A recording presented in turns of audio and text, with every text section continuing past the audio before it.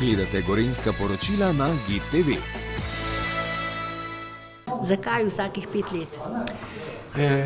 Seveda, ker za vsaka filatelistična razstava je potrebno gradivo, ne? In v teh 5 letih je toliko raznolikega gradiva se nabere, da je potem stvar spet zelo aktualna, da se ne ponavlja.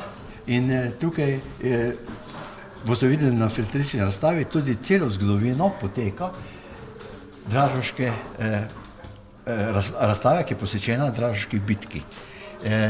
Zato ravno z tega vidika želimo vsakih 5 let sodelovati, da tudi med filatelisti zbudimo, ker smo ponosni na ta našo preteklost in s temi dokumenti, s priložnostnimi žigi, priložnostnimi ovitki.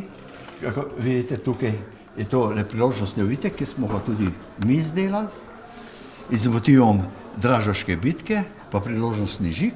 No, letos smo tudi izdali priložnostni žig, ki ga boste dobili na poštnem oknicu Pošte Slovenije, ki je tudi ljubeznivo se odzvalo in nam tudi dostavilo tele razstavne vitrine.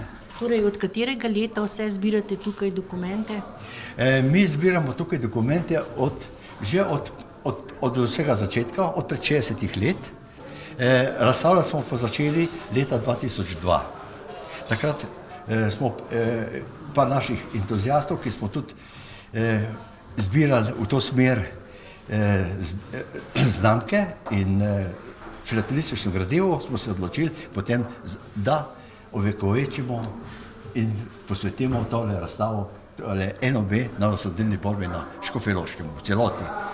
In kje so vse zbrani ti dokumenti, da ste jih lahko dobili, da jih tokrat razstavljate tukaj?